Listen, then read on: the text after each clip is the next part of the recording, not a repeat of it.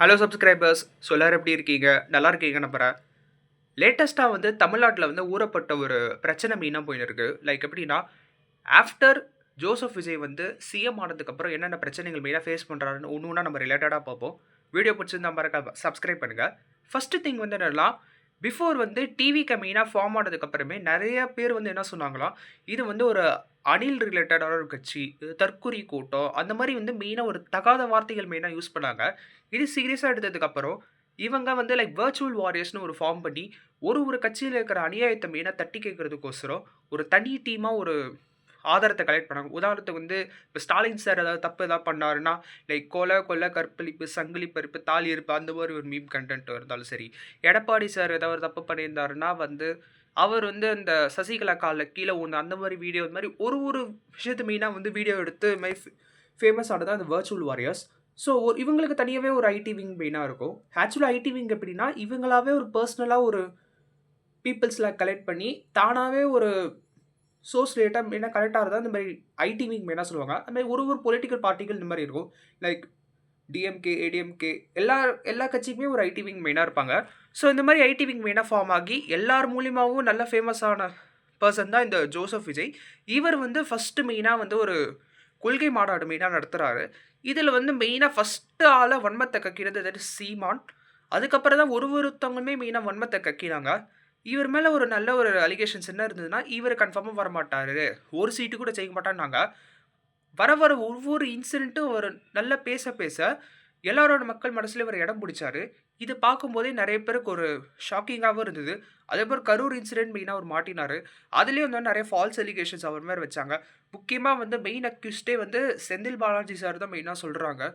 இது உண்மையா இல்லை பொய்யா எனக்கு வந்து தெரியல. இன்னும் வரைக்கும் இது மர்மமாக தான் இருக்குது. பட் மேக்ஸிமம் வந்து ஒரு சைடு என்ன சொல்கிறாங்களா, 41 பேர் கொண்டது விஜய் தான் சொல்கிறாங்க. இன்னொரு சைடு என்ன சொல்கிறாங்களா, 41 பேர் கொண்டது மெயின் ரீசனே செந்தில் பாலாஜி சார் தான் மெயினாக சொல்கிறாங்க. இது ரெண்டு தரப்பு விவாதம் இன்னும் வரைக்கும் பெருசாக போயிட்டு தான் இருக்குது. கமெண்ட் செக்ஷனில் பார்த்தாலே வல்கராக ரொம்ப ஒரு அசிங்கமான கமெண்ட்ஸாக மெயினாக போடுறாங்க. ஸ்டிக்கர் கூட இருந்தாலும் பரவாயில்ல. ஆனால் வந்து பேர்ட்ஸ் லைக் எப்படின்னா லைக் கேட்காத வார்த்தை, முக்கியமாக அந்த ஃபீமேலோடைய அந்த உறுப்புகள் வச்சு வேர்ட்ஸில் ரொம்ப யூஸ் பண்ணுறாங்க. இது கேட்கும்போது ரொம்ப கஷ்டமாகவும் இருக்குது. ஸோ இதுக்கப்புறம் வந்து சிஎம் ஐ மீன் இப்போ கரண்ட்டாக சிஎம் இருக்கிற விஜய் சார் வந்து நல்லா பிஃபோர் எலெக்ஷனில் நல்லா பேசியிருந்தார். லாஸ்ட்டாக வந்து அவர் என்ன முக்கியமாக லைக் உதயநிதி சார் வந்து பவள விழா பாப்பா சொல்கிறதா இருந்தாலும் சரி, ஸ்டாலின் அங்கிள் இது மாதிரி ஊறப்பட்ட ஒரு கான்ட்ரவர்சி வேர்ட்ஸில் மெயினாக வந்து அது மூலிமா மக்கள் மூலிமா ஒரு ஃபேமஸ் ஆனார். முக்கியமாக வந்து இந்த பாட்டிலுக்கு 10 ரூபா அந்த பாட்டு வந்து வைப் பண்ணி இன்ஸ்டாவில் அது ஒரு பெரிய ஒரு இதுவாகவும் இருந்தது. இந்த மாதிரி இதுக்கப்புறம் வந்து ஒரு 108 சீட் மெயினாக ஜெயிக்கிறாங்க. 108 சீட்டு ஜெயிச்சதுக்கப்புறம் வந்து நிறைய பேர் என்ன பண்ணுறாங்கன்னா, ஒரு சைடு வந்து ஸ்டாலின் சார் வந்து என்னென்னா லைக் ஆதரவு கொடுக்காம இருக்காரு. இன்னொரு சைடு வந்து எடப்பாடி பழனிசாமி வந்து இந்த மாதிரி ஆதரவு இது மாதிரி ஊறப்பட்ட பிரச்சனைகள் மெயினாகவும் இருந்தது. ஸ்டாலின் மெயினாக வந்து குளத்தூர் தொகுதியில் வாஷ் அவுட் பண்ணுறாங்க. எடப்பாடியோட ஆல்ரெடி கன்சிக்யூட்டிவாக தோத்துனே இருக்கனால திரும்ப இந்த எலெக்ஷன்லையும் ரொம்ப மோசமாக தோத்துட்டாங்க. ஸோ இதனால் வந்து கிட்டத்தட்ட வந்து டிவிக்கு வந்து மெஜாரிட்டியாக 118 சீட்டு கூட மினிமம் ஜெயிக்க முடியாமல் ரொம்ப கஷ்டப்பட்டு இருந்தாங்க. அண்ட் இன்னொரு முக்கியமான ஃபேக்ட் என்னென்னா, டிவிகே வந்து நிறைய பேர்கிட்ட ஆதரவு மெயினாக தெரிவித்தாங்க. ஸோ அது மூலிமா வந்து டிஎம்கே சைடில் இருக்கிற Congress, Visika, IUML, CBI, CPIM இந்த மாதிரி இருக்கிற 5 மெயின் கட்சி வந்து இவங்களுக்கு மெயினாக ஆதரவு கொடுக்குறாங்க. ஸோ அதனால் வந்து டிவிகே வந்து ஒரு கவர்மெண்ட் மெயினாக ஃபார்ம் பண்ணுறாங்க. அரௌண்ட் ஒரு 120 சீட்ஸ் மெயினாக ஃபார்ம் பண்ணுறாங்க.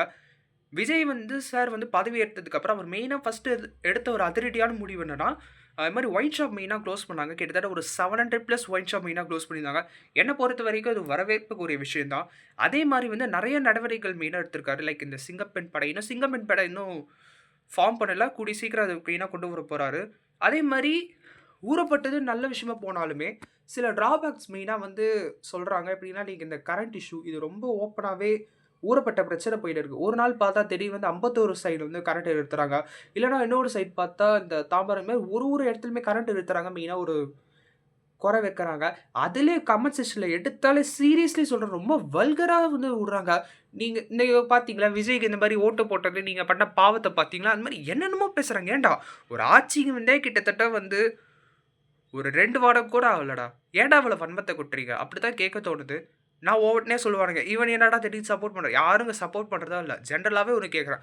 இதில் மெயினாக வந்து ஸ்டாலின் சார் மெயினாக ஒரு வார்த்தை விட்டு என்னன்னா, இந்த கவர்மெண்ட் வந்து ஒரு 6 months நாங்கள் மெயினாக பார்ப்போம்.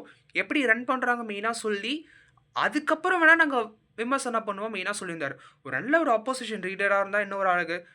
6 மாதத்துக்கு அப்புறம் அவங்க என்னென்னலாம் ஒரு தப்பு பண்ணியிருந்தாங்க அப்போ வேணால் சுட்டி காட்டுறது மெயினாக அழகாக சொல்லலாம். ஏன்டா வந்த ஃபஸ்ட்டு டேலேருந்து நீங்கள் சுற்றி சுற்றி தாண்டா காட்டுறீங்க.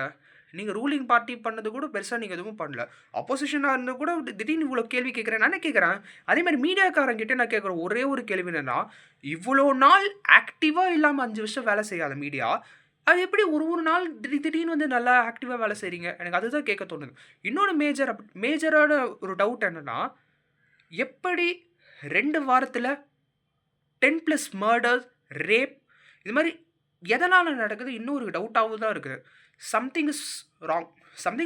அது நல்லாவே தெரியுது என்னமோ ஒரு தப்பு நடக்குது. ஆனால் வந்து இவ்வளோ நாள் இல்லாத அதிசயம் வந்து நிறைய பேர் கேள்வி கேட்குறாங்க. சரி ஓகே, கேள்வி கேட்குறது நியாயம். இது இப்படி பார்த்தா நீங்கள் ஆரம்பத்துலேருந்தே கேள்வி கேட்டிருக்கணுமேடா. போன கவர்மெண்ட் பண்ணது கூட நீங்கள் கேள்வி கேட்டிருக்கணும். அது முன்னே கவர்மெண்ட் பண்ண தப்பு கூட நீங்கள் கேள்வி கேட்டிருக்கணும். எதுவுமே கேட்காம இந்த கவர்மெண்ட் பண்ணுற தப்பு மட்டும் சர்வசாதாரணமாக கேட்க.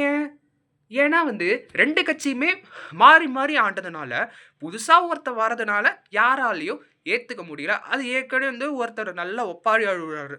யார்? ஸ்டாலின் சார். அவர் என்ன மெயினாக சொல்கிறாரு, இந்த கட்சி 5 வருஷம் மெயினாக ரூல் ஆகாது அப்படின்னு ஏதோ ஒரு பிட்டாக வாயை திறந்து போடுறாரு. பிட்டாக பேசுகிறாருன்னு வச்சுப்போமே.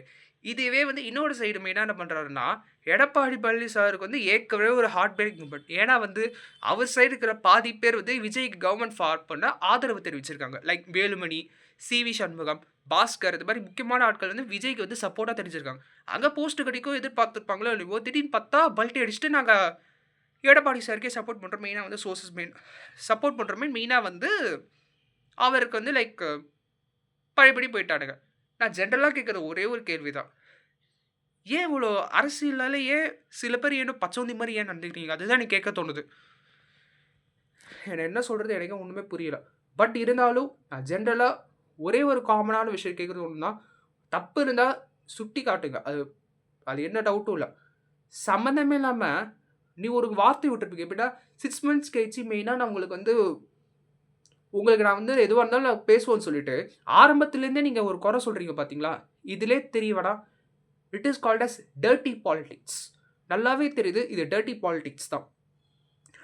நான் ஜென்ரலாகவே நான் சுற்றி என்ன நடக்கிறது மெயினாக கவனிச்சதுக்கப்புறம் தான் நான் இந்த வீடியோவே நான் போடுறேன். ஸோ உங்கள் எப்படி மறக்காம கமெண்ட் செக்ஷனில் சொல்லுங்கள் ரிகார்டிங் டர்ட்டி பாலிடிக்ஸ். இது சரியா இல்லை தவறாண்டு.